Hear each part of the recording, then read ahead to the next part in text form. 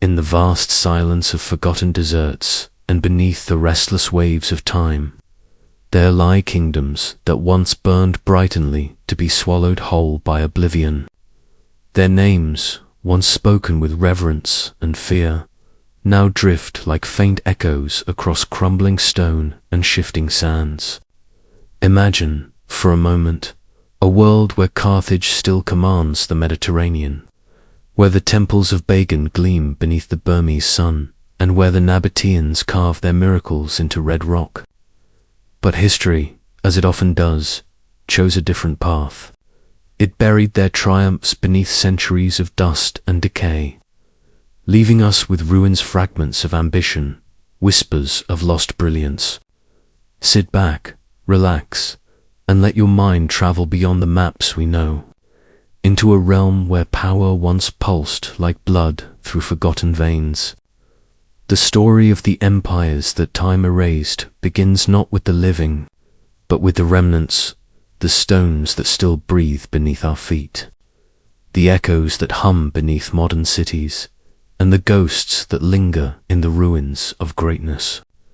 We will walk among their shadows, piece together their brilliance, and confront the same truth that haunted every empire before them, that no matter how vast, how divine, how invincible a civilization may seem, time is always the final conqueror.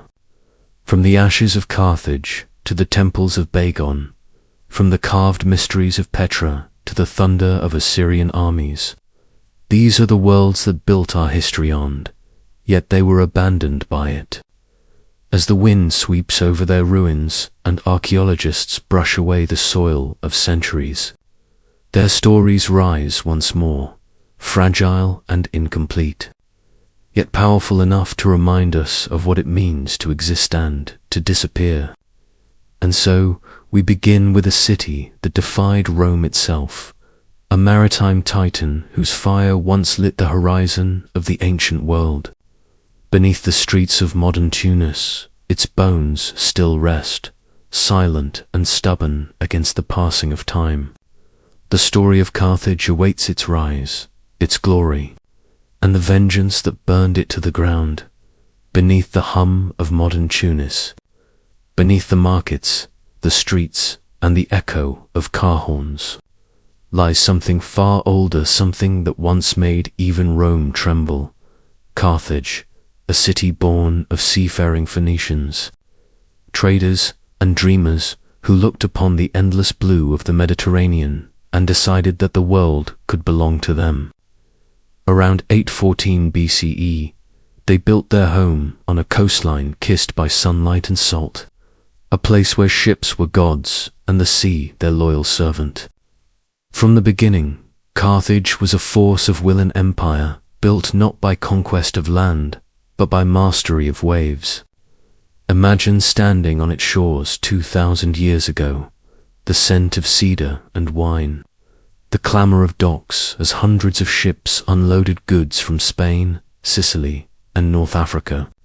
Gold, ivory, spices, wealth from the edges of the known world flowed into its harbors, feeding a city that never slept. But beneath that wealth, there was steel.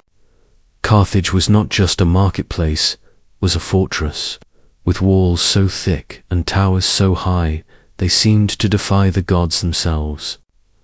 Archaeologists speak of its legendary harbor, an engineering marvel shaped like a perfect circle, capable of hiding an entire navy from the eyes of enemies. Within its docks, bronze rams gleamed on the prows of warships, and soldiers trained under the relentless sun, their eyes always turned toward the horizon, toward Rome. For years, the two powers watched each other, trading and tolerating, until ambition shattered the peace. The Punic Wars that followed were unlike anything the world had ever seen. Fire met iron, strategy met vengeance, and when the final war came in 146 BCE, Rome unleashed a fury that would echo through eternity. The city that once defied empires was burned until nothing remained but ash and bone. They say the Romans sowed salt into its soil so that nothing would ever grow again. Yet, beneath that curse, Carthage did not vanish, simply waited. Stones still lie there, stubborn and silent, whispering of ships and battles and the pride of a people who refused to bow. From these ruins, the ghost of Carthage still watches the sea it once ruled, reminding us that even in destruction, glory leaves an afterimage too bright to fade. If you wander the modern streets of Tunis today, you might never guess what sleeps beneath your feet. Cafes bustle with life, the scent of coffee and bread fills the air, and car engines hum over ground once soaked in the blood of empires. But dig a little deeper past the asphalt, past the layers of centuries, and you'll find the bones of Carthage still lying there, waiting. Archaeologists call it a buried city, but it feels more like a sleeping giant dreaming of the sea. Here, in this quiet underworld, fragments of temples and harbors whisper the story of a civilization that refused to die. You can almost hear the sound of hammers on bronze, the shouts of traders haggling over distant goods, the cries of sailors returning from journeys beyond the known world. The earth itself seems to hum with memory. When the Romans razed Carthage, they believed they had erased it, burned its name from history. But as centuries passed, time betrayed their vengeance. Every shovel that struck the soil unearthed another secret, another defiance of oblivion. Sculptures, pottery, delicate gold, jewelry, each artifact, a small voice saying we were here. Even now, as the modern world builds upward, Carthage pulls us back down into the layers of what was lost. Some historians describe the city's remnants as ghosts preserved in clay. Others call them warnings. For every piece of stone uncovered, another question rises. How could a civilization so powerful, so intelligent, so ahead of its time, fall so completely? The answer isn't simple. Some say it was pride that Carthage's thirst for dominance blinded it to its enemies. Others suggest it was fate, an inevitable cycle where every empire must eventually meet its shadow. Whatever the truth, Carthage remains a riddle, a cautionary monument buried in the soil of North Africa. The wind that blows across its ruins carries both victory and sorrow, a reminder that the line between triumph and ruin is thinner than any wall. And as the archaeologists pack up their tools, as the sun sets over the Mediterranean, the stones of Carthage seem to glow faintly, as if remembering the light of their old fires. From this place of ashes and silence, we move east to another forgotten marvel, a city that turned faith into architecture, and architecture into eternity. Our next journey takes us to the golden plains of Myanmar, to the empire of Bagan, as the first light of dawn spills across the plains of central Myanmar. It reveals a sight that seems more dream than reality. Thousands of temples, stupas, and pagodas stretch endlessly toward the horizon, each one a silent monument to a forgotten empire. This is Bagan, the city of 1,000 spires, the heart of a kingdom that once pulsed with devotion and brilliance. Between the 9th and 13th centuries, Bagan was not just a capital, it was a living prayer, a landscape shaped by faith and power. Imagine the sound of bells chiming in the wind, monks in saffron robes chanting in low unison, the air heavy with the scent of incense and blooming jasmine. Beneath this serene beauty lay a powerful state, ruled by monarchs who believed their reigns were blessed by the divine itself. Under King Anarata, Bagan rose from a modest settlement into one of Southeast Asia's greatest empires. The Irrawaddy River became its lifeline, bringing wealth, trade, and influence from lands as distant as India and China. With this wealth came ambition, That ambition was carved into stone. Over 10,000 temples and monuments once stood here, each more intricate than the last. Their walls told stories of gods, demons, and the fragile dance between faith and mortality. Gold leaf shimmered on their spires beneath the unrelenting sun, a reflection of the empire's immense devotion and its pride. Scholars believe that at its height, Bagan's population may have surpassed 200,000, a miracle of urban life in an age of empires still bound by the rhythms of nature. Yet, as with all great powers, Bagan's brilliance cast long shadows. Earthquakes shook its foundations, invasions tested its walls, and over time, the kingdom began to fracture under the weight of its own grandeur. Some say it was divine punishment. Others point to drought, rebellion, or simple exhaustion after centuries of unbroken ambition. Whatever the cause, Bagan's golden age faded, and its people drifted away, leaving behind a ghost city built for gods. Today, when the mist rolls over the plain at dawn, the temples rise like islands in a sea of clouds. They stand as both relics and reminders, proof that even devotion cannot outlast time. As the wind hums through their hollow chambers, it carries a single question: what truly remains of a civilization when its prayers go unanswered? From these sacred ruins, our journey turns westward to the endless sands of Arabia, where another forgotten kingdom learned to master the desert itself. In the unforgiving wilderness of Jordan's sandstone cliffs, where the wind carves the earth and the sun burns without mercy, a secret once thrived, an empire hidden in plain sight. The Nabatean kingdom, born of traders and wanderers, learned to make the impossible possible. They built a civilization not upon fertile soil or mighty rivers, but in the heart of the desert, where water itself was a treasure worth more than gold. Their capital, Petra, was carved directly into rose-red cliffs, its facades glowing at dawn like embers of an ancient fire. To the untrained eye, it appears as a mirage, a city sculpted by gods rather than men. But the Nabateans were no myth, they were masters of adaptation. Every channel, every cistern, every hidden passage carved into the stone was part of a vast, ingenious network designed to capture and store the desert's rarest gift, rain. It was this mastery of water, this quiet defiance of nature, that allowed them to thrive where others perished. Traders by blood, the Nabateans turned Petra into the beating heart of commerce.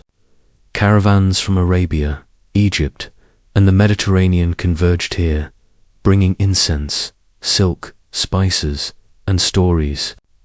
By moonlight, the city would glow with torchlight and the chatter of dozens of tongues. A crossroads of worlds bound together by trade and trust.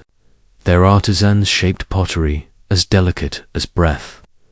Their architects carved tombs that touched the heavens, and their culture blended the divine and the practical in perfect harmony. Yet, for all their brilliance, the Nabateans carried within them the same fatal flaw that haunts every great civilization: proximity to power. Rome watched them with interest, then with envy, and finally with conquest.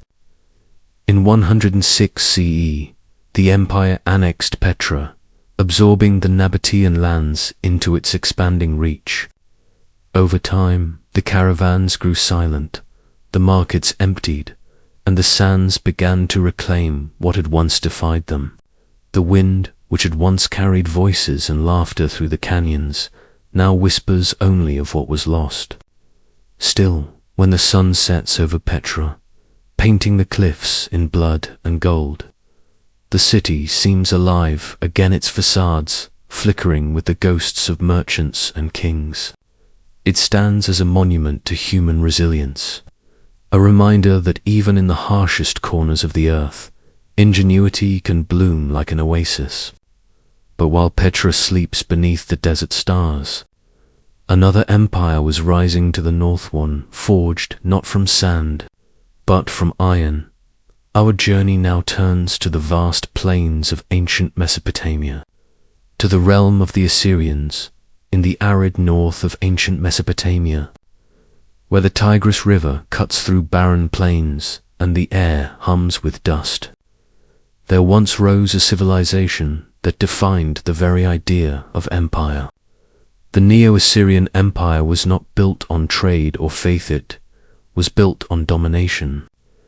From the 9th to the 7th century BCE, the Assyrians ruled the ancient Near East with a hand of iron, their armies moving like storms across the land, leaving behind cities, monuments, and terror in equal measure.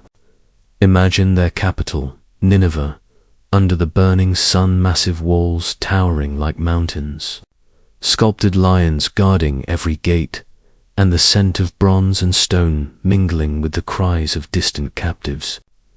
This was a city that seemed untouchable, where kings saw themselves not as men, but as instruments of divine will. The walls were lined with reliefs depicting conquests in merciless detail, armies marching, cities burning, enemies kneeling in submission. These carvings were more than art. They were warnings carved in stone, messages to the world that the Assyrians were not to be defied. Yet, behind the ferocity was brilliance. The Assyrians were engineers of the highest order, building intricate canals to irrigate their lands and vast libraries to preserve their knowledge. The library of Ashurbanipal in Nineveh would later reveal to archaeologists the oldest surviving works of literature, including the Epic of Gilgamesh. Within those clay tablets lay their wisdom, their fears, and their pride. But power, as always, comes at a cost. The same ruthlessness that fueled their expansion began to consume them from within. Constant warfare strained their resources. Political rivalries splintered their leadership, and rebellion brewed among the conquered. Nature, too, turned against them. Droughts, famine, and exhaustion swept through their empire. In 612 BCE, the impossible happened. The great city of Nineveh fell. Babylonian and Median forces stormed its gates, reducing the iron heart of an empire to rubble and flame. The Assyrians, who once called themselves the lords of the earth, vanished into history's dust, their name surviving only in fear and legend.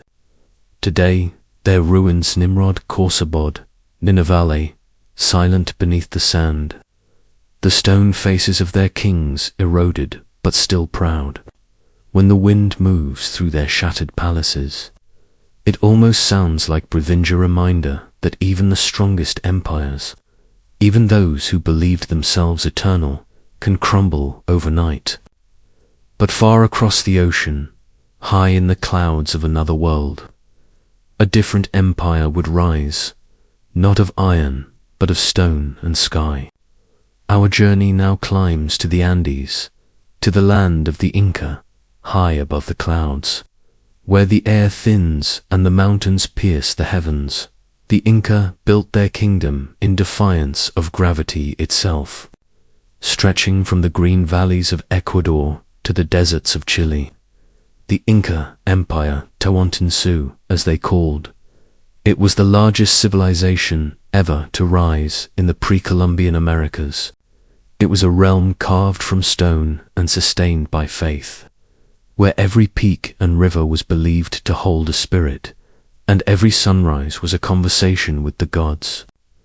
Picture it, vast terraces carved into mountainsides, gleaming under the dawn light, roads that wove like silver threads across the Andes, and citadels like Machu Picchu perched upon clouds, silent and eternal. The Incas were architects of precision and believers in balance. They did not use mortar. Their stone walls fit so perfectly that even centuries of earthquakes could not break them.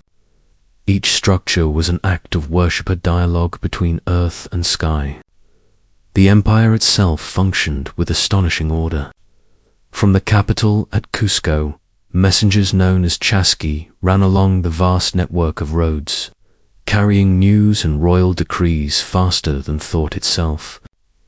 The emperor, the Sapa Inca, was considered the son of the sun, his word law, his presence divine. Yet beneath the grandeur lay a harmony that few empires ever achieved. Agriculture, trade, and faith were all woven into a single rhythm. Golden cornfields rippled across high plains. Herds of llamas carried goods through mountain passes, and priests read omens in the stars.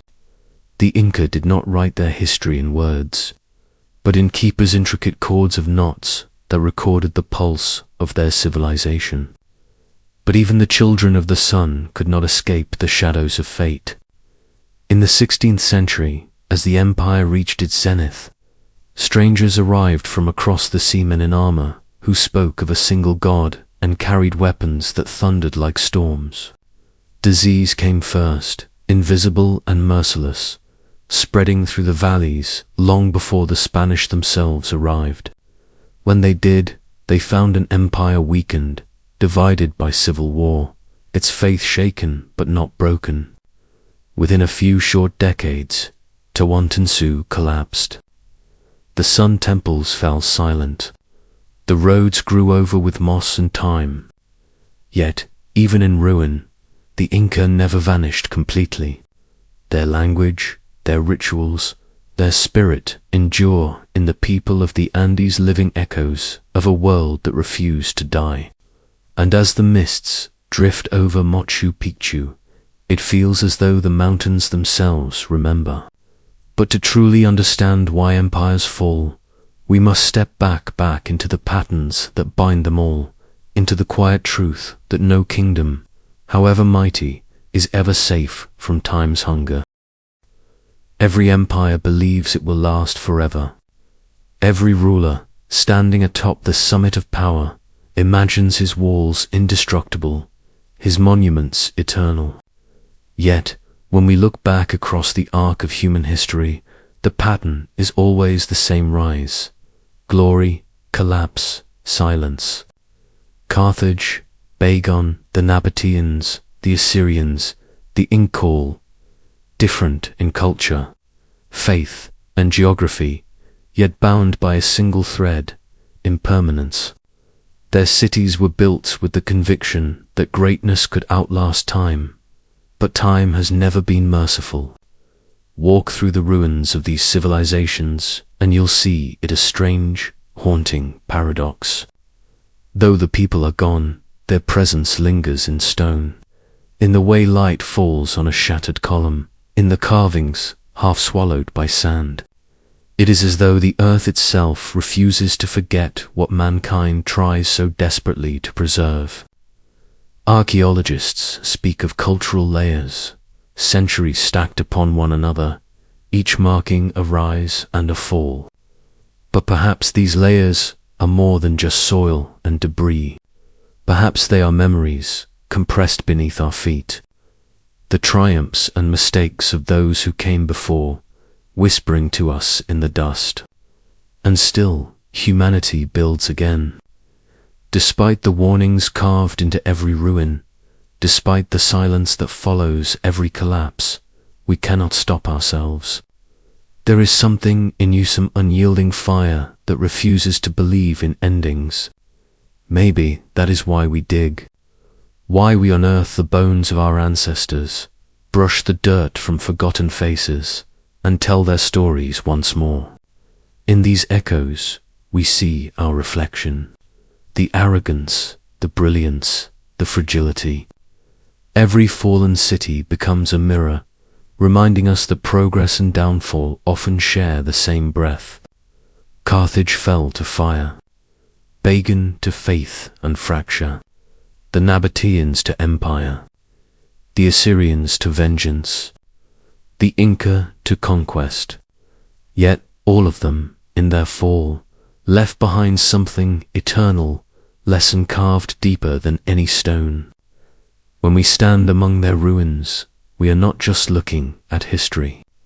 We are standing in the aftermath of belief itself. So we ask, quietly, almost afraid of the answer, what will remain of us? When our own towers crumble, when our cities fade into dust, will anyone remember the noise we made? Or will the future walk over our bones, wondering, as we do now, who we once were? From these questions, we turn our gaze forward into the art of discovery itself, and the men and women who spend their lives uncovering what time tried to hide. They arrive long after the empire has vanished, when the last echoes of its language have faded. When the gods once worshipped, there are nothing more than symbols in dust. The archaeologists are the quiet resurrectionists of history, moving with a patience that borders on reverence. To them, every grain of soil is a clue, every fragment a whisper of the human condition. They do not see ruins as dead places. They see them as living archives, kneeling beneath the punishing sun, brushing centuries off a carved jawline or a piece of pottery. They listen not with ears, but with intuition. Theirs is not the pursuit of treasure, but of truth. They search not for gold, but for meaning. It is a form of devotion, one that few understand. The world moves fast, obsessed with what comes next. Archaeologists look backward, toward what was lost, and in doing so, they hold the key to what we might become. Some of them spend decades on a single site, unearthing an empire inch by inch. They catalogue the bones of kings and the toys of children, the charred remains of temples and the inscriptions of forgotten poets. They work in silence, broken only by the wind, knowing that time itself resists them. For every object they recover, 1,000 more have already dissolved into nothingness. Yet they persist, because in each artifact lies a bridge connecting us to the hearts and minds of people who once believed, suffered, and hoped as we do. There is something spiritual in their work. Beneath layers of soil and ruin, they touch what others once touched, see what others once saw. In their hands, the fragments of civilization regain their voice. A cracked urn becomes the echo of a meal once shared. A bronze blade, a reflection of conquest. A child's footprint, a reminder that even in the shadow of empires, life was tender and human. But archaeology is not only about uncovering the past, it is about confronting it. Every discovery forces a question. What stories did our ancestors choose to tell, and which did they bury deliberately? Behind every great civilization is a silence, a deliberate erasure. And sometimes, what we find beneath the ruins is not glory, but guilt. That is the true burden of the archaeologist. To reveal what history wanted us to forget. The desert holds secrets with a patience unmatched by time. Beneath its endless dunes, entire civilizations sleep silent, entombed in gold dust and heat. The wind scours the land daily, reshaping the world above while preserving what lies below. Among the sands of Arabia, Nubia, and the Taklamakan lie cities that once shimmered with trade, wisdom, and divine purpose. Now they exist only as faint shapes beneath shifting grains. When the sun sets low and the horizon burns red, one can almost hear the sigh of those buried streets, the whispers of a people erased yet still resisting oblivion. Consider Ubitha, Atlantis of the sands. Once described in legend as a city of pillars, rich with incense and wealth, it was said to have defied both gods and nature. The Quran calls it Iram of the Pillars, a kingdom of arrogance and excess that vanished overnight. For centuries, explorers dismissed it as myth until satellite images revealed a pattern beneath the sands of Oman. Faint outlines of roads converged toward a single point. Excavations uncovered collapsed structures in ancient cities swallowed by a sinkhole. Some claim it was divine retribution, others a geological accident. Either way, the result is the same. Uber fell, and the desert forgot its name. Across the Nile's southern frontier, the kingdom of Kush once stood as Egypt's equal, its rival in culture, trade, and military power. The pyramids of Meru still rise against the sands, smaller than those of Giza, but sharper, prouder, like the teeth of a civilization refusing to fade quietly. The Kushite pharaohs ruled Egypt once, turning the world upside down. Yet, centuries later, their names were erased from records, their monuments left to decay. To walk among them now is to feel a haunting duality, the greatness of human ambition and the inevitability of decay. In the Taklamakan desert of western China, mummies with blonde hair and European features lie perfectly preserved by the dry air. Their clothing is intricate, their faces peaceful. They are remnants of a Silk Road civilization that shouldn't have existed, a blend of East and West that history forgot to record. The desert, impartial and eternal, hides what man cannot explain. And as night falls, those dunes shift, again burying one truth, uncovering another, reminding us that the sands are not dead. They are alive with memory. Across the ancient world, religion was more than belief, was power, identity, and the very fabric of daily life. Temples rose like mountains of devotion, each stone carved with prayers, warnings, and the weight of human ambition. In Bagan, the 1,000 spires reach toward the heavens, their frescoes depicting gods and demons locked in eternal struggle. Yet centuries of earthquakes left them hollow, silent, waiting for a gaze that might never come. In Carthage, the massive sanctuaries of Baal and Tanit once pulsed with ritual fire, their priests chanting over sacrificial pits, claiming to hear the voices of the divine, yet Roman conquest smothered the flames, leaving only fragments of altar stones and inscriptions to tell the story. Even in Petra, religious spaces were subtly entwined with the practicality of survival.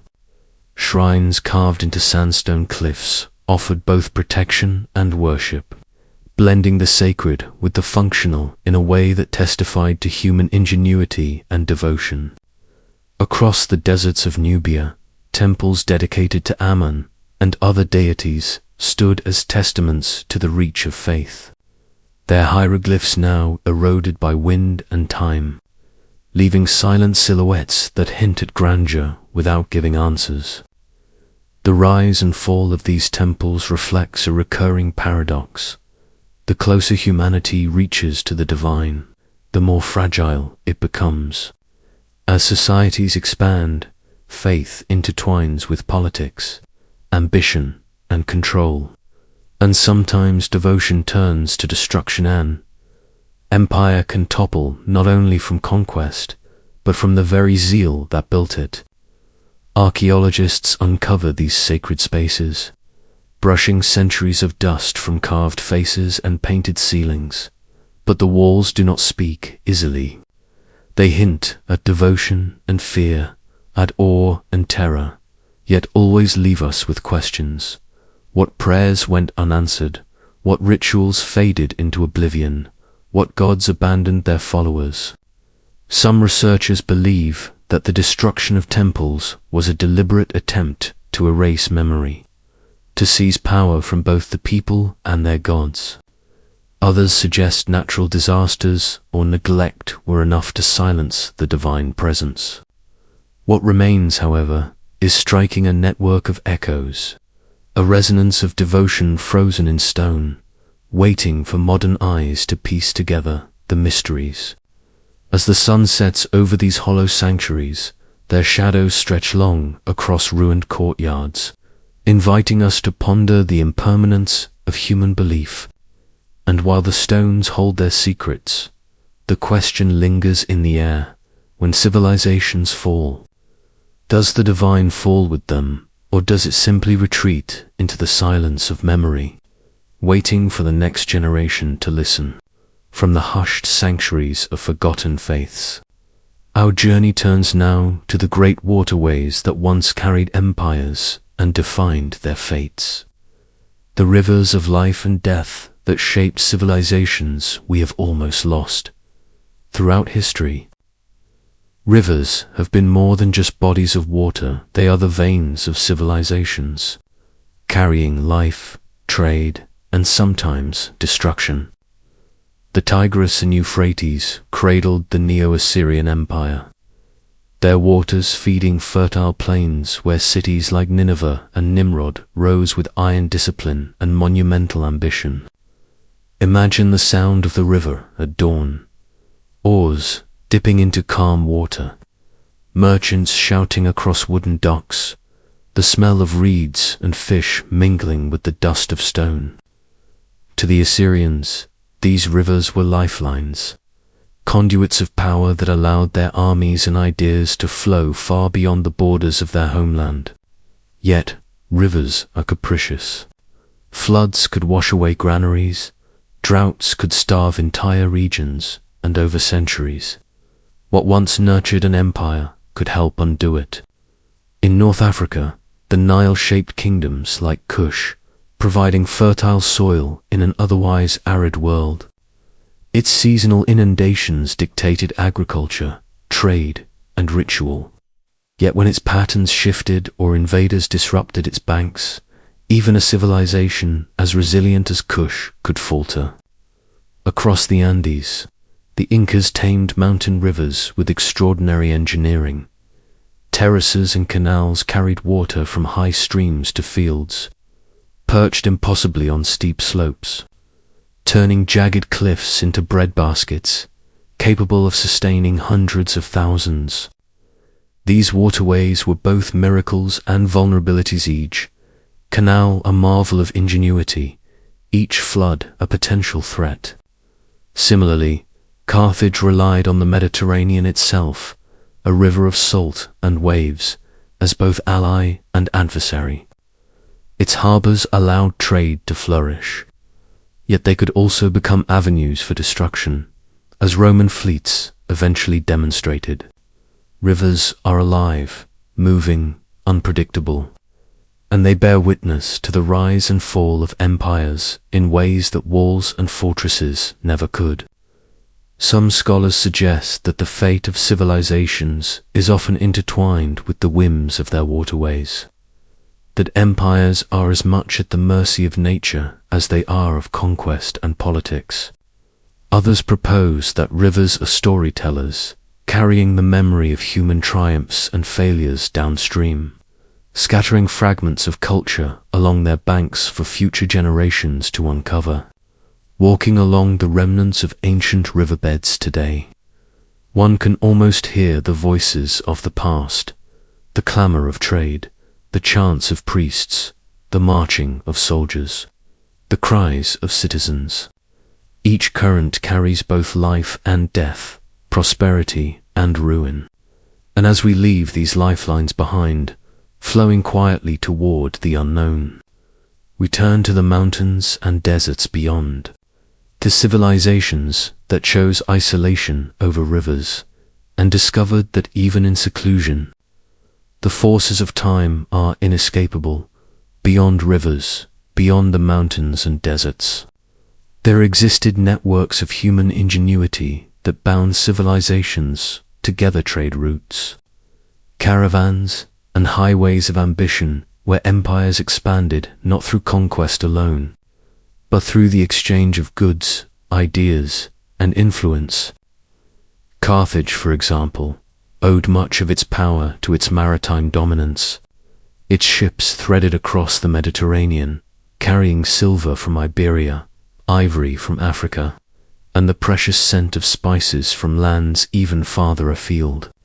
In bustling harbors, the calls of sailors mingled with the clatter of bronze coins, the hiss of ropes under strain, and the scent of salt and tar. Merchants were the lifeblood of empire, moving wealth like blood through veins of commerce, connecting distant kingdoms in a delicate dance of dependence and opportunity. Similarly, the Nabateans thrived in the harsh deserts of Jordan, because they controlled the movement of precious goods along caravan routes. Incense, myrrh, frankincense, materials valued more than gold in some parts of the world, passed through Petra like water through a channel, leaving trails of prosperity in their wake. Their mastery of geography and survival allowed them to transform inhospitable landscapes into centers of wealth and influence. Yet, trade was never purely economic. It was also political, a tool of power, a temptation that could bring both success and downfall. The Inca, though largely isolated in the Andes, created a network of roads and bridges spanning thousands of kilometers, connecting distant provinces, distributing goods, and maintaining loyalty through mobility. Every llama caravan and every messenger running along these paths ensured that the emperor's influence stretched across vast, treacherous terrain. And yet, these arteries of civilization could be fragile. Carthage's maritime supremacy could not withstand the blockade and strategy of Rome. The Nabateans could not resist annexation. Even Inca roads became pathways for the invaders who would dismantle their empire. Some researchers argue that trade routes are double-edged swords, bringing wealth and cultural exchange, but also exposure to disease, invasion, and dependency. Others suggest they are lifelines, indispensable yet easily severed by forces beyond human control. Walking along the remnants of these ancient arteries today, one can still sense movement, not of goods, but of history itself, the echo of footsteps, the whisper of sails, the rustle of coins long since spent. They remind us that civilization is never static, that every empire relies on connection as much as conquest, and that the very paths that allow greatness to flourish can also lead to its undoing. From these lifelines of wealth and temptation, our story moves to the walls and fortresses built to protect the fragile dream of empire, standing as monuments to ambition, fear, and human ingenuity. Every empire, no matter how vast or ingenious, understands the necessity of defense. Walls are more than stone. They are declarations of intent, tangible expressions of power, fear, and survival. In Nineveh, the Neo-Assyrians constructed massive ramparts, their gates flanked by colossal lamasa-winged human lion guardians frozen in eternal vigilance. One can almost hear the echoes of marching soldiers along the battlements, the clatter of armor, the harsh commands of generals surveying a city that dared to dream itself untouchable. These fortifications were both protection and statement, a warning to outsiders and a reassurance to citizens that their rulers could hold back the tide of chaos. In Carthage, formidable walls enclosed not just homes and markets, but an entire ideology, a city built on maritime dominance, wealth, and pride. From its fortifications, Carthaginian commanders could watch both the harbor and the horizon, ready to strike or defend. Yet centuries later, even these walls could not withstand the relentless strategy and fury of Rome. Fortresses were not limited to stone and mortar. They were also engineering feats designed to manipulate the environment. Petra's hidden passages and narrow canyons acted as natural defenses, making it nearly impossible for an enemy to approach without detection. The Nabateans understood that survival in the desert required more than walls. It demanded ingenuity, secrecy, and an intimate knowledge of the terrain. And in the Andes, the Inca adapted their high-altitude fortresses to both geography and psychology. Machu Picchu, perched on a precipitous ridge, could be defended with minimal soldiers while intimidating anyone daring to approach. Every terrace, every stone wall, every hidden entrance was a calculated act of strategy and art. Yet, no matter how imposing, walls could not guarantee immortality. They could delay, confuse, or repel, but empires fell through betrayal, conquest, famine, or natural disaster.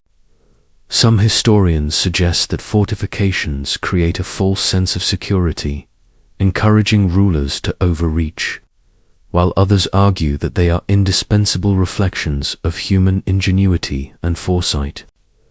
What remains in these ruins is awe-inspiring. Walls crumbling under the weight of centuries, gates partially buried in sand, fortresses that seem impossibly vast and yet entirely fragile. Walking among them, one can almost sense the heartbeat of a city, its vigilance, its pride, and its eventual surrender. These structures tell a story not just of conquest and protection, but of the inevitable tension between ambition and mortality. And as the wind whistles through their fractured stones, it carries a lesson as old as history itself. No matter how high or thick the walls, time will always find a way to breach them. From these defiant fortresses, our journey turns to the people themselves, the rulers, artisans, and everyday lives that gave these empires their fleeting pulse of humanity. Empires are often measured by their walls, their monuments, and their armies, yet their true essence lies in the lives of the people who inhabited them, the farmers, artisans, merchants, and families whose daily rhythms sustained these vast societies. In Bagan, beyond the soaring temples and grand pagodas, ordinary citizens labored in fields and workshops, crafting bricks, carving images, and tending to animals. Their hands left subtle traces of life, faint fingerprints in clay, smudges of paint on walls, the echo of footsteps along worn paths. Carthage, too, was not merely a city of trade and war, but a living organism of streets, markets, and homes. Children played near the docks, women bartered for goods in bustling squares, and the aroma of bread and wine mingled with the salty sea air. Even as historians focus on kings and conquerors, these quiet moments soften overlooked her what truly defined an empire's heartbeat. The Nabateans carved their homes into cliffs not only for defense but to shelter families from desert extremes. Their lives intertwined with ingenious water systems that dictated when and how they could live. Their art, pottery, and jewelry were not just commodities, but expressions of identity, belief, and pride. Similarly, the Inca Empire was sustained by an intricate social structure. Farmers cultivated terraces that clung to mountainsides, while artisans wove textiles so complex they recorded stories and status. The Mitta labor system ensured that each citizen contributed to infrastructure, agriculture, and construction, weaving the empire's survival into the very rhythm of daily life. Even in the Neo-Assyrian Empire, whose reputation leans toward conquest and brutality, ordinary life persisted in cities like Nimrud and Khorsabad. Markets thrived, musicians played, scholars recorded events on clay tablets, and families mourned the passing of loved ones within palace courtyards. Some researchers argue that understanding these everyday lives is key to understanding why empires rise and fall.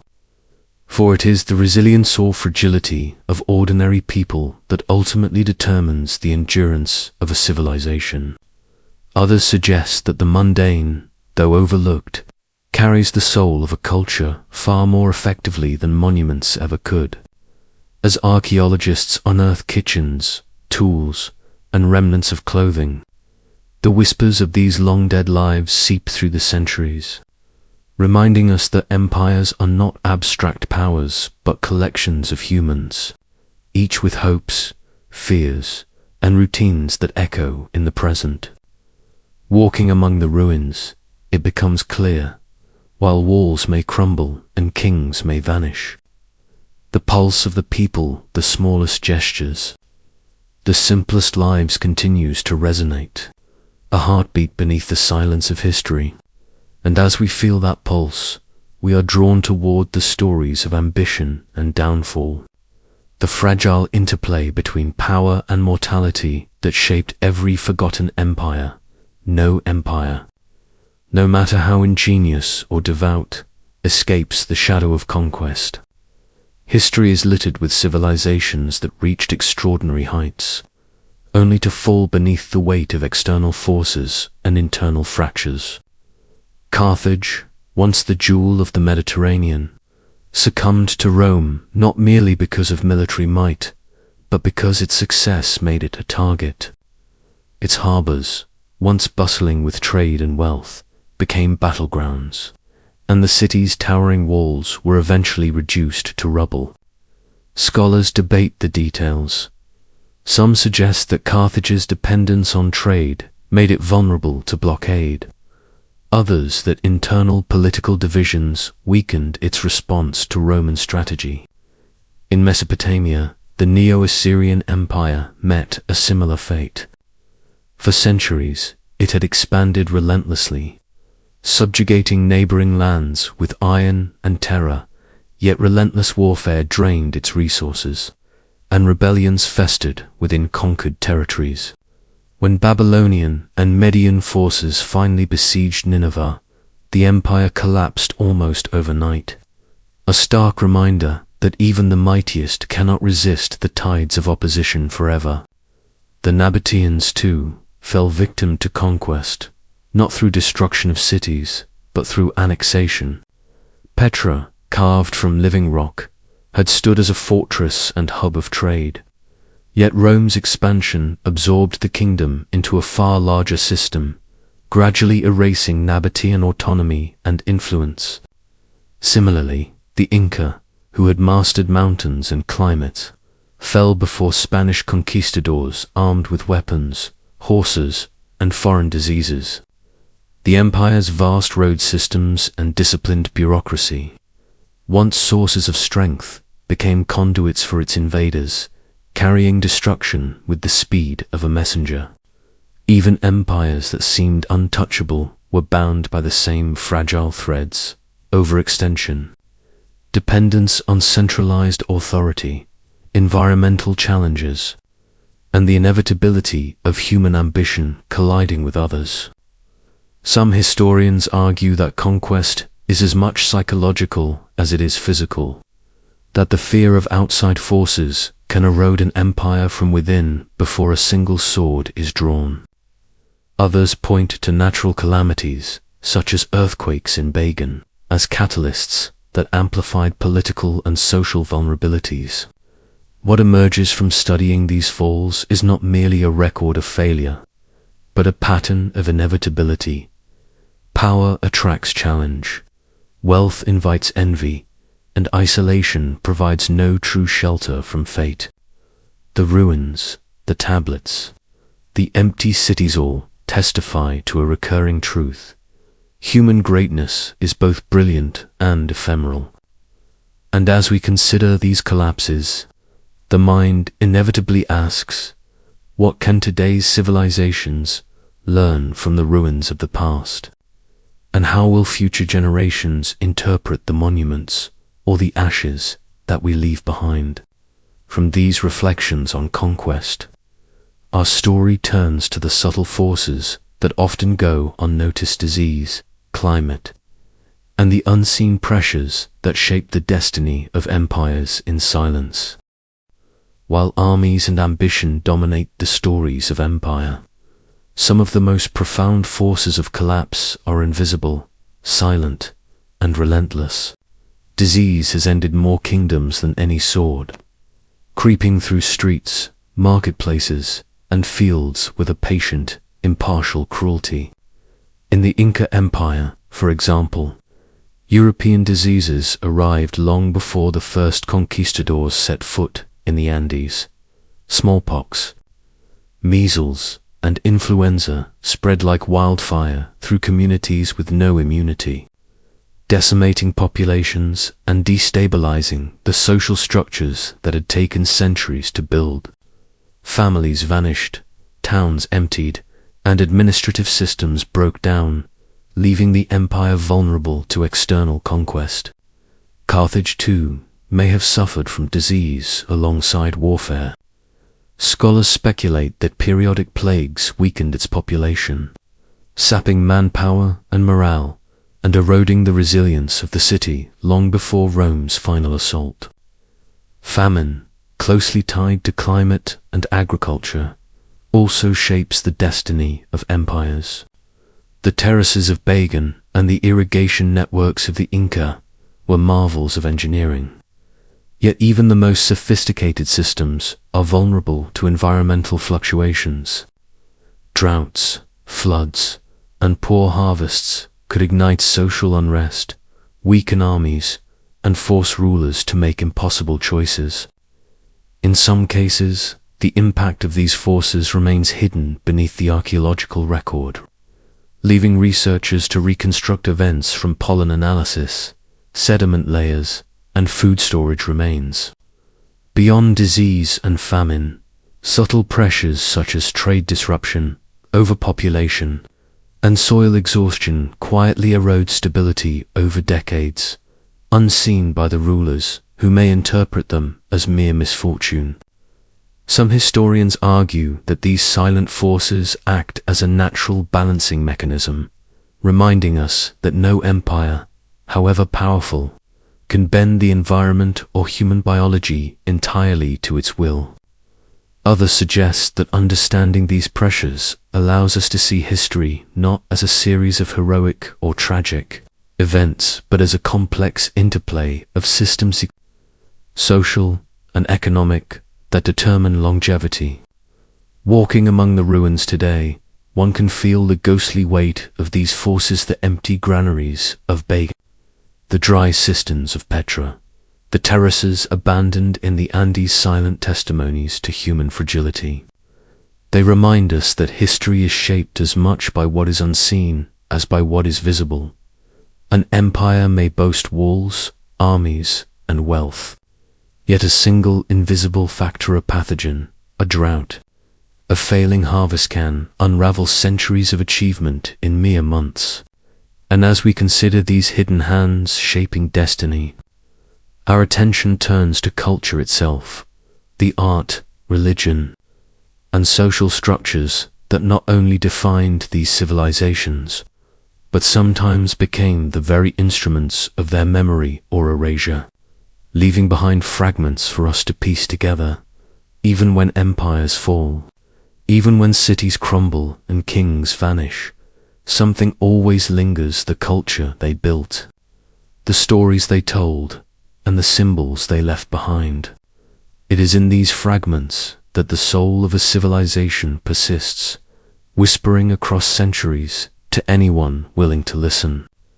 In Carthage, for instance, the names of gods like Baal and Tanit survive not only in inscriptions, but in the echoes of Roman chroniclers, who recorded both admiration and horror at Phoenician rituals.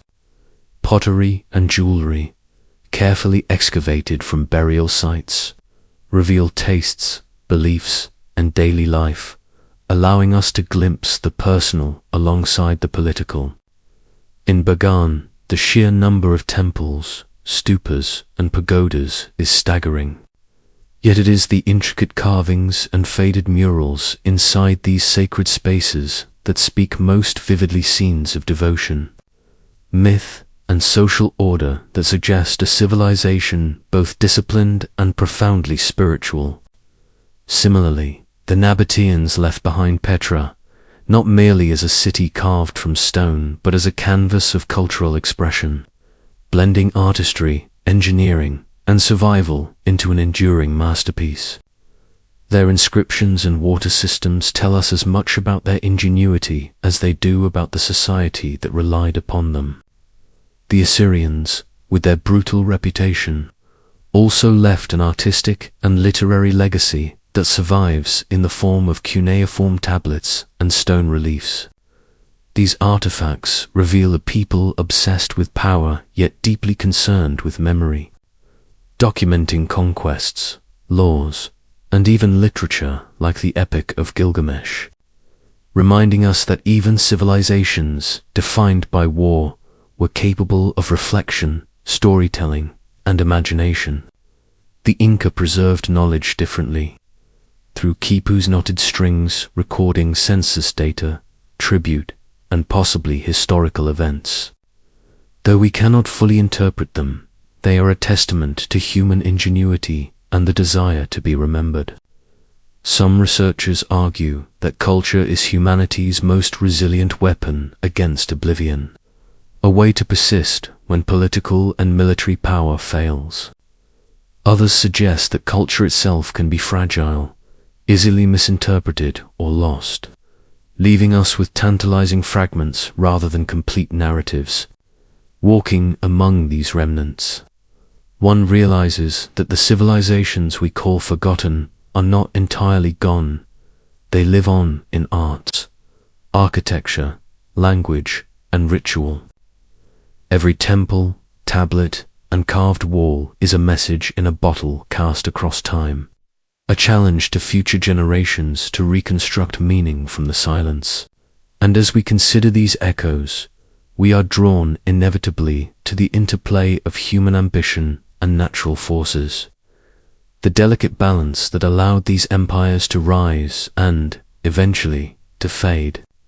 From the lingering pulse of culture, we now turn to the rulers themselves, the visionaries, the tyrants, and the enigmatic figures whose decisions shaped the destinies of entire civilizations. At the heart of every empire lies a figure whose vision, ambition, or cunning sets the stage for both glory and downfall. These rulers, whether revered or feared, act as catalysts, their decisions rippling across generations in ways both immediate and unseen. In Carthage, leaders like Hamilcar Barca exemplified the delicate balance of strategy and diplomacy, expanding territories, forging alliances, and preparing the ground for his son Hannibal, whose audacious campaigns against Rome would become legendary. Hannibal himself embodies the duality of genius and hubris, a commander capable of crossing the Alps with elephants, yet ultimately unable to secure the survival of his homeland.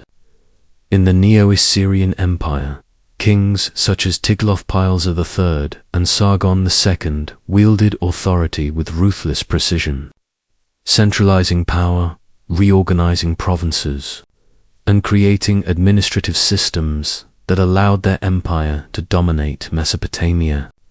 Their palaces and reliefs projected authority, intimidation, and divine favor. Yet even these feats of leadership could not insulate their civilization from rebellion, external invasion, or the slow decay of overextended resources.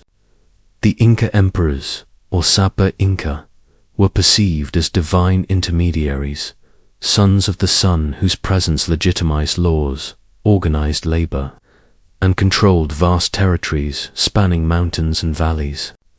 Pachacati, one of the most celebrated rulers, transformed the Inca state from a modest highland kingdom into a sprawling empire, reshaping cities, fortresses, and infrastructure with a vision that married practicality and ideology. Yet, with the arrival of the Spanish, even these divinely sanctioned rulers could not prevent collapse, reminding us that charisma and strategy, no matter how compelling, are always bound by human and environmental limits.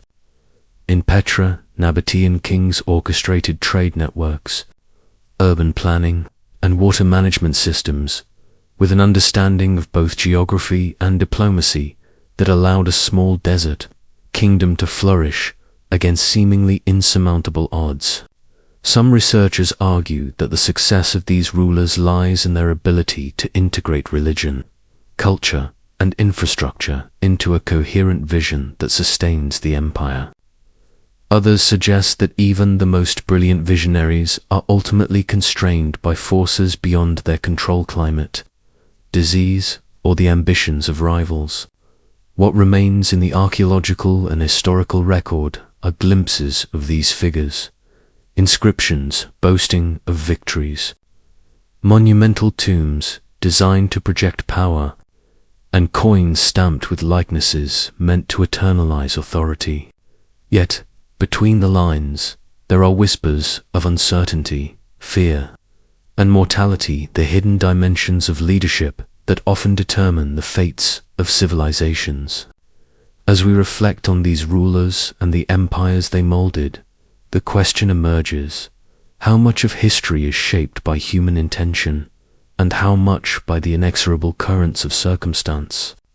From the ambitious hands of kings, we now move to the common lives of soldiers, artisans, and laborers who carried those visions into reality, and whose sacrifices were often the hidden foundations of greatness.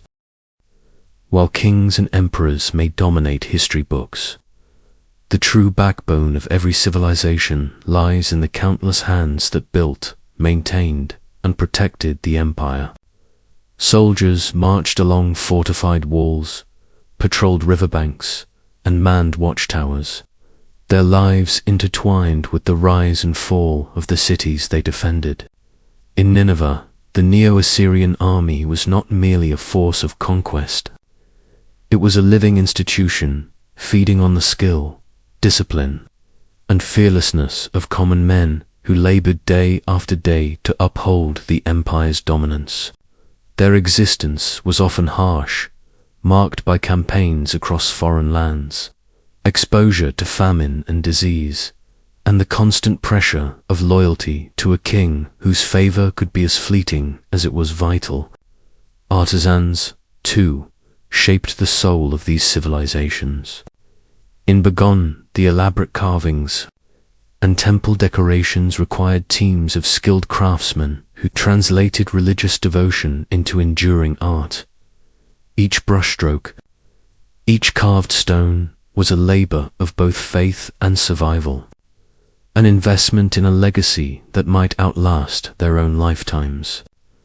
In Petra, Nabatean artisans merged practicality with beauty, carving cisterns and façades that were both functional and mesmerizing, creating cities that seemed alive even in their quiet, sun-scorched isolation. The Inca depended on laborers to maintain terraces, roads, and irrigation systems, turning the rugged Andes into an interconnected empire that could feed, move, and protect millions. The labor was grueling, yet it was a lifeline for a society that had few alternatives. Some researchers suggest that the collective effort of these individuals, more than the vision of rulers, determined the durability of empires. Without the soldiers to defend, the artisans to inspire, or the laborers to sustain, even the most ambitious plans would crumble. Others argue that their work is invisible. By design, history remembers the glory of conquest and the names of kings. Yet the sweat and sacrifice of the masses often vanish beneath the monumental stones. Walking among ruins today, the presence of these people can still be felt in a worn pathway through Bagan's temple complex, in the smooth edges of a carved doorway in Petra, in the terraces and irrigation channels of Machu Picchu. These traces are subtle but profound reminders that civilizations are collective endeavors, fragile systems sustained by the diligence, skill, and endurance of ordinary humans. And as we trace these hidden foundations, we confront the uncomfortable truth that when empires fall, it is often the laborers, soldiers, and artisans who bear the weight of collapse first, leaving behind footprints, tools, and artifacts as the only witnesses to their existence. From the quiet lives of these foundational figures, our journey now turns to the innovations and knowledge that allowed civilizations to thrive and to the secrets they carried into oblivion. Beyond walls, armies, and temples, the true strength of any empire often lies in the knowledge it accumulates and the innovations it achieves. Hidden treasures that enable societies to thrive in ways both visible and subtle. The Assyrians, for example, developed advanced military engineering, building siege engines, battering rams, and intricate road systems that allowed their armies to move with unprecedented speed and coordination. Their scribes recorded not only laws and decrees, but astronomical observations, medical treatments, and agricultural data, creating repositories of knowledge that extended far beyond immediate necessity. In Bagan, the precision of temple construction, the alignment of stupas, and the integration of hydraulic systems reflect a sophisticated understanding of engineering, mathematics, and environmental adaptation, ensuring that massive structures could endure earthquakes and floods while serving both religious and social functions. The Nabateans, living in arid deserts, engineered water channels, and reservoirs that captured and stored rainfall with remarkable efficiency, sustaining Petra's population and trade networks despite the harsh, unpredictable climate. Such innovations were not merely practical. They were statements of mastery over the natural world, a testament to human ingenuity when survival and ambition intertwine. The Incas, perhaps the most astonishing of all, designed agricultural terraces, suspension bridges, and road networks across some of the most inhospitable mountains on Earth, connecting isolated communities while maximizing productivity and stability. Their Quipu system encoded vast amounts of information in knotted strings, a method of record-keeping still only partially understood, hinting at a sophisticated bureaucracy that coordinated labor, taxation, and military mobilization with astonishing efficiency. Scholars debate the extent to which these innovations were shared, replicated, or intentionally hidden. Some argue that knowledge was a closely guarded source of power, accessible only to elites or select specialists, while others suggest that widespread skill sharing ensured survival and resilience across the population. What remains in the archaeological record tools, inscriptions, infrastructure, and artes, a silent testament to the intellectual achievements of civilizations that history has otherwise forgotten. These innovations remind us that empires are more than armies and monuments. They are networks of information, experimentation, and problem-solving that allow human societies to adapt, endure, and flourish in challenging environments. And yet, much of this knowledge vanished with the fall of empires, leaving gaps that modern researchers strain to fill, tantalized by what might have been lost. As we explore these remnants of ingenuity, we confront a haunting question: how much of human achievement disappears with a civilization, and what fragments will survive to inspire those who come after? From the secrets of knowledge and innovation, we now turn to the art, mythology, and storytelling that preserved the identity of empires long after their political structures crumbled. While walls crumble and armies vanish, the art, myths, and stories of a civilization often survive as its most enduring legacy, carrying the essence of a culture across centuries, sometimes untouched by conquest or disaster. In Bagan, the frescoes and carvings within temple walls depict gods, legendary battles, and moral tales that shape the worldview of ordinary citizens and rulers alike. Each stroke of pigment and each engraved line communicates not just religious devotion, but a shared narrative that bound a population together in purpose and identity. Carthage, though largely obliterated by Rome, left behind inscriptions, coins, and intricate jewelry that tell stories of prosperity, devotion, and power, hinting at a society both sophisticated and connected to far-reaching trade networks. These artifacts allow us to glimpse daily life, commerce, and ritual, providing a human dimension that complements the grandeur of political history. The Nabateans expressed their culture through the very landscape they inhabited, transforming Petra into a canvas of storytelling. The facades of tombs, temples, and homes conveyed both artistic sensibility and social hierarchy, silently narrating the achievements of rulers and citizens alike.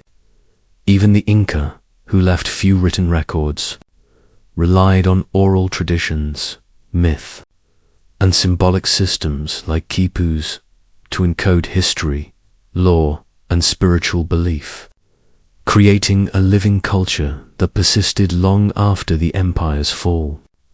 Scholars suggest that storytelling and artistic expression are not merely decorative or ceremonial, they are mechanisms for continuity, memory, and identity, enabling societies to withstand external threats and the erasure of time. Myths often encode historical events in symbolic form, allowing successive generations to interpret lessons of triumph, failure, and morality even when the original context is lost.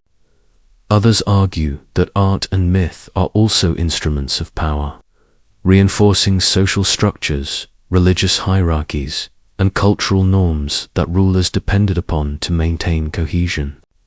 Walking among the remnants of these civilizations today, one can feel the resonance of these stories, the silent voice of a sculpted god, the echo of a legend carved into stone, the rhythm of a myth told through generations.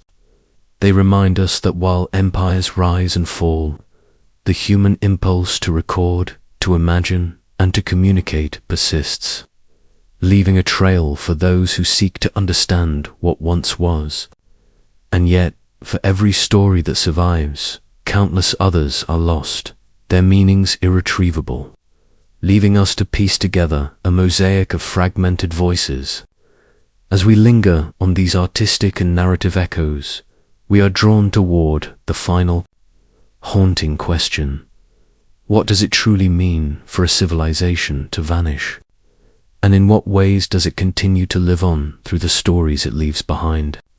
From these reflections, our journey moves now to the interplay of geography and environment, the shaping forces that both nurtured and doomed the empires of the ancient world. No empire exists in a vacuum. Every rise and fall is intimately tied to the geography and environment in which it emerges. The landscape itself can nurture greatness or hasten collapse, shaping societies in ways both subtle and profound. In the fertile crescent of Mesopotamia, the Tigris and Euphrates provided rich soil that allowed cities like Nineveh to flourish. Yet the same rivers, capricious and unpredictable, could flood or dry, challenging rulers and farmers alike. Bagan's plains along the Irrawaddy River offered fertile farmland and strategic advantage. But earthquakes and seasonal flooding constantly tested the resilience of its population and infrastructure. The Nabateans' mastery of Petra demonstrates how environment can both constrain and inspire ingenuity.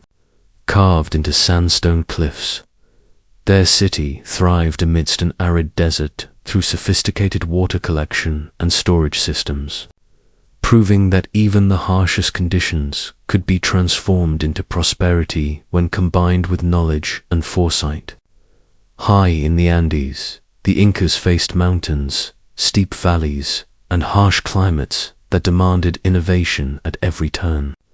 Terraced farming, advanced irrigation, and carefully engineered road networks allowed them to feed millions and connect remote communities. Yet these same mountains could isolate regions, complicating communication and defense.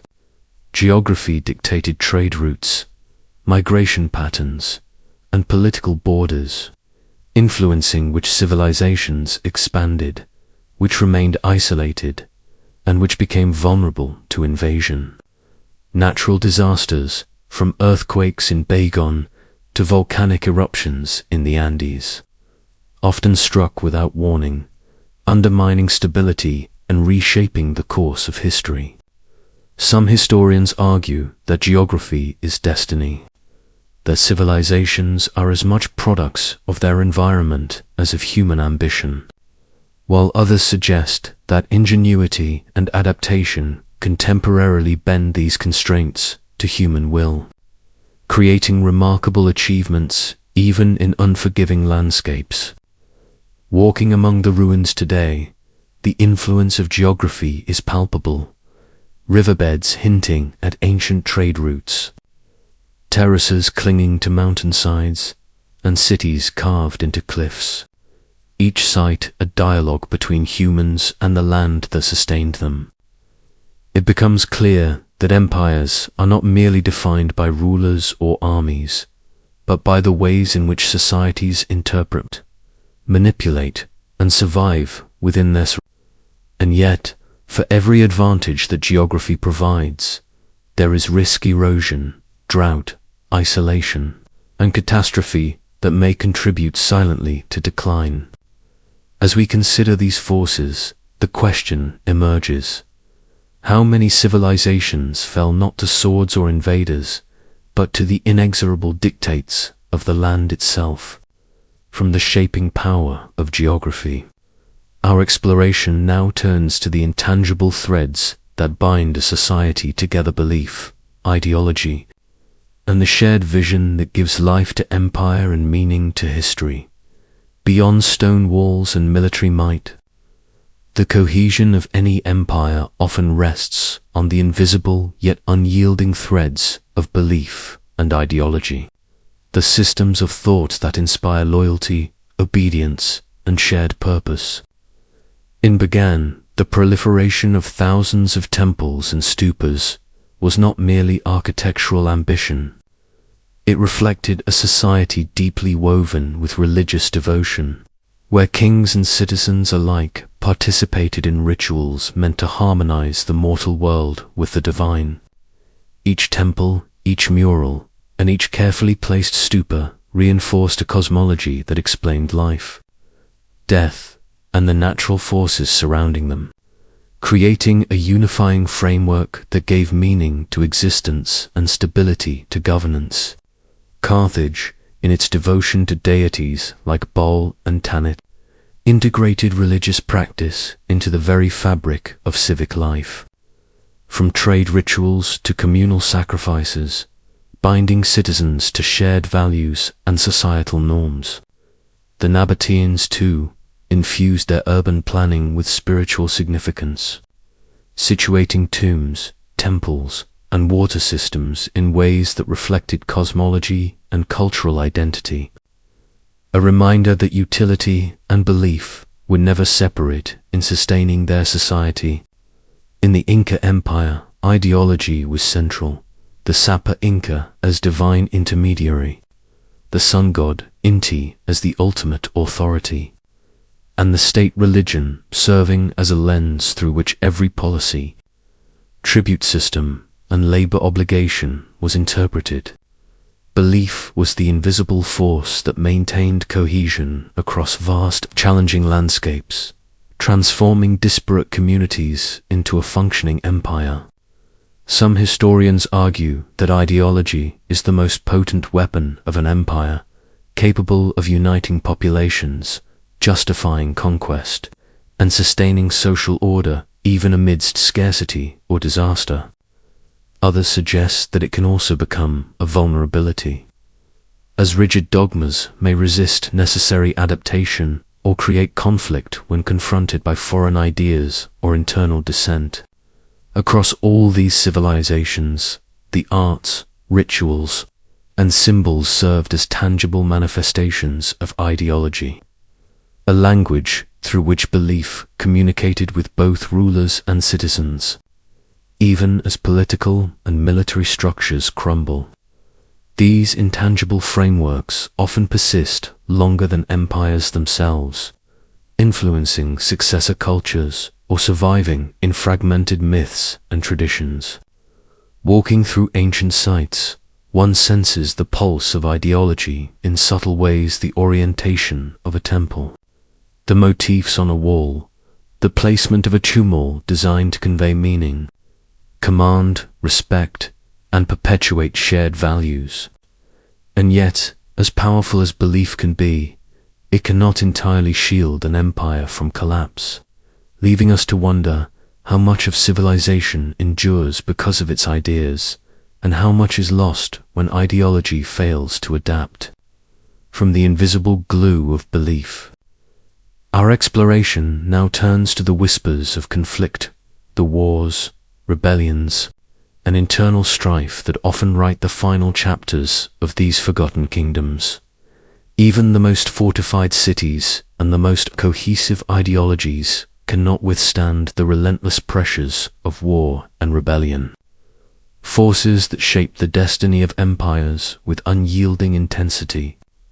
The Neo-Assyrian Empire, known for its military prowess, expanded through conquest and intimidation. Yet internal rebellions and revolts in subjugated territories constantly challenged its stability, draining resources and sapping morale. Soldiers marched under the weight of loyalty and fear, yet each uprising reminded rulers that dominance is never absolute and that empires are only as strong as the cohesion of their people. Carthage, caught in the titanic struggle with Rome during the Punic Wars, experienced a terrifying duality of war: the exhilaration of Hannibal's victories, such as crossing the Alps with elephants and defeating Roman legions, juxtaposed with the eventual devastation of the homeland, its walls breached and its citizens scattered. In the Nabatean kingdom, external threats loomed large, as Roman expansionist ambitions tested the resilience of Petra, ultimately absorbing the kingdom into a larger empire. Even without cataclysmic battles, the constant threat of invasion dictated urban planning, fortification design, and trade strategy, shaping daily life and political decision-making. In the Andes, the Inca faced challenges from both geography and rebellious factions within newly conquered regions, where local populations resisted central authority, and communication delays complicated military responses. Some scholars argue that internal strife weakens empires far more than external enemies, for it erodes trust, disrupts logistics, and exposes vulnerabilities that rivals can exploit.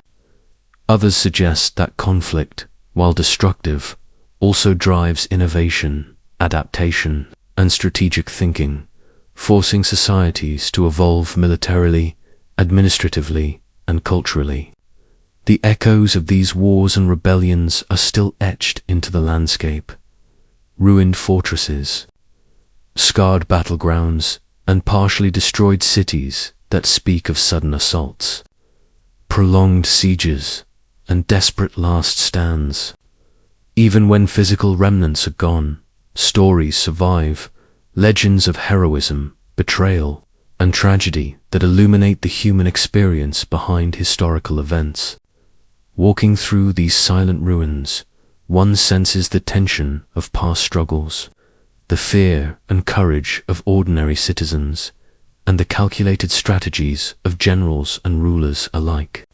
Wars, rebellions, and internal discord serve as reminders that power is never secure, that empires rise and fall in a delicate balance between strength and vulnerability. And as we consider these forces, the mind turns to the aftermath: what remains after walls fall, armies disperse, and rulers perish. How do civilizations endure in memory, and what traces of their brilliance survive when conflict has claimed everything else? From the fury of war we now move to the enduring legacies, the lessons, myths, and symbols that outlive even the mightiest empires. When the dust settles and the armies have vanished, what remains of an empire is not always its walls or its wealth, but the traces it leaves in memory, culture, and influence, the intangible echoes that outlast conquest and decay. Carthage, though destroyed and buried beneath Roman soil, survives in literature, archaeology, and myth. A civilization remembered both for its wealth and its tragic defiance. Coins, inscriptions, and scattered ruins speak silently of a city that once commanded the Mediterranean, while the story of Hannibal crossing the Alps continues to inspire awe and fascination, reminding us that even in obliteration, human ingenuity and ambition leave enduring marks. The Neo-Assyrian Empire's monumental palaces and stone reliefs convey more than artistic skill. They narrate the power, ideology, and fears of a civilization that shaped the political and cultural landscape of Mesopotamia for centuries. In Petra, the Nabateans' architectural mastery preserves not only the ingenuity of desert engineering, but also the subtle artistry and societal organization that allowed a kingdom to thrive in isolation. The Incas' terraces, road networks, and surviving oral traditions carry forward the memory of a civilization that achieved extraordinary control over some of the most challenging terrain on Earth, demonstrating the human capacity to adapt, innovate, and endure. Scholars argue that legacy is as much about perception as reality. An empire may vanish physically, yet the stories it leaves behind, myths, records, artistic expressions ensure that its influence persists, shaping successor societies and modern interpretations.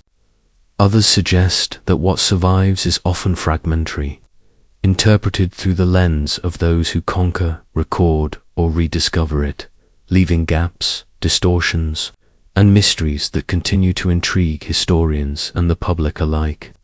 Walking among ruins, reading faded inscriptions, or examining artifacts, one can sense the continuity of human curiosity and memory. The ways civilizations are preserved, not only in tangible remnants, but in the fascination and study they inspire. These legacies remind us that history is not only a record of power and destruction, but also of resilience, creativity, and the human desire to be remembered. Even empires that seem completely lost cast long shadows informing language, architecture, trade, governance, and cultural identity long after their political structures have crumbled. And yet, for every story preserved, countless others vanish without a trace, leaving us to piece together fragments and imagine the lives, triumphs, and failures of those who came before. As we contemplate these legacies, we are confronted with a profound truth. The endurance of memory often outstrips the permanence of stone. From the remnants of what was, our journey now turns to the ultimate reflection, the lessons and warnings these forgotten empires offer to all who seek to understand the rise and fall of human civilizations. Studying the empires that time has erased offers more than fascination. It provides a mirror in which to examine the fragile nature of human ambition and the forces that shape history. The rise of Carthage, with its wealth, strategic trade, and naval dominance, demonstrates how prosperity can attract both opportunity and peril, reminding us that success often carries unseen vulnerabilities. The Neo-Assyrian Empire illustrates the limits of military might, showing that even the most disciplined armies and fortified cities cannot indefinitely resist internal strife, rebellion, and the slow erosion of resources. In the deserts of Petra, the Nabateans reveal how ingenuity and adaptation to the environment can create enduring civilizations. Yet even the most clever designs cannot guarantee permanence in the face of overwhelming external forces. The Inca Empire, stretching across harsh mountains and valleys, emphasizes the delicate balance between centralized authority and local autonomy, and how sudden disruptions, whether from disease, conquest, or internal unrest, can unravel centuries of careful planning. Across these examples, one sees recurring patterns: overextension, dependence on a single resource or trade route, rigid adherence to ideology without flexibility, and underestimating unseen threats such as disease, famine, or natural disaster.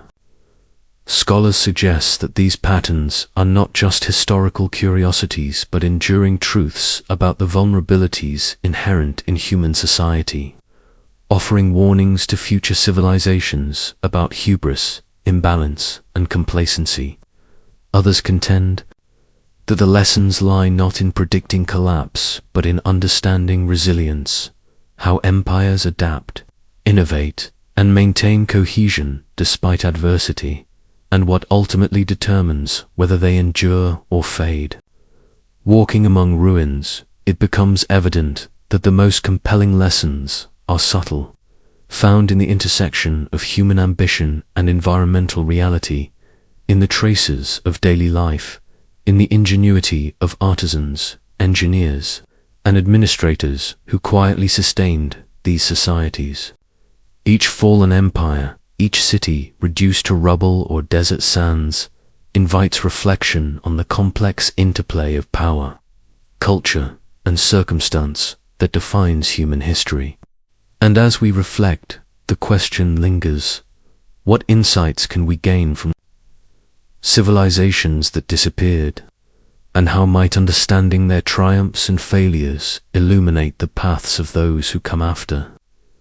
The stories of these forgotten kingdoms are not merely echoes of the past, they are mirrors that reveal the enduring challenges of governance, adaptation, and survival. From these reflections, our final journey takes us to the ultimate meditation on time itself, the inexorable force that erases, preserves, and transforms, shaping the legacy of all human endeavor. Time is the ultimate arbiter of human achievement, indifferent to glory, wealth, or power. And yet it is through time that civilizations find their lasting resonance, however fragmented or distorted. The ruins of Carthage lie beneath modern streets, its grandeur erased but its memory preserved in stories, coins, and scattered remnants of temples, whispering across millennia of a city that once dominated the Mediterranean. Bagans, thousands of temples stand as silent sentinels, their faded murals and weathered stones testament to both devotion and the fragility of human endeavor, reminding us that even the most monumental constructions are subject to decay, yet remain potent carriers of cultural memory. Petra, carved into rose-red cliffs, survives as both marvel and mystery, a city that illustrates how human ingenuity can bend nature to purpose, but also how fragile such achievements are when faced with the inexorable passage of time and the tides of empire. The Inca, whose terraces and roads shaped entire mountainsides, left behind a civilization that could have endured for centuries, yet external invasion and disease transformed it almost overnight, leaving only echoes in stone, oral tradition, and myth.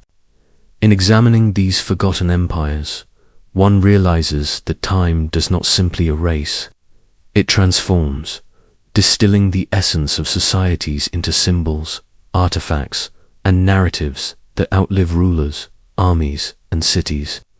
Some researchers argue that the stories preserved through art, architecture, literature, and oral tradition are humanity's defiance against oblivion, a way to inscribe identity and achievement into the vast continuum of existence. Others suggest that what survives is often accidental, fragments recovered through chance or curiosity, leaving us to reconstruct worlds from incomplete puzzles, to imagine lives, beliefs, and ambitions from traces left behind. Walking among ruins, feeling the texture of worn stone, hearing the echoes of empty courtyards, and contemplating the faint inscriptions, one senses both the power and the humility of human endeavor. Every empire, no matter how mighty, must eventually confront the reality that time is impartial, reshaping landscapes, eroding walls, and silencing voices, yet in doing so, it preserves enough to inspire awe, study, and reflection. These civilizations, though forgotten in the sense of political power, continue to live through memory, scholarship, and imagination, teaching us about resilience, creativity, vulnerability, and ambition. As we close this journey through the kingdoms that time erased, we are left with a lingering question, one that echoes across deserts, mountains, and river valleys. What will remain of our own civilizations when centuries have passed, and which fragments of our story will endure for future generations to discover, interpret, and marvel at? Time, the ultimate witness, waits silently, recording all that we build and forgetting all that we fail to preserve. Yet even in its impartiality, it grants a form of immortality to those who leave a mark profound enough to echo across the ages.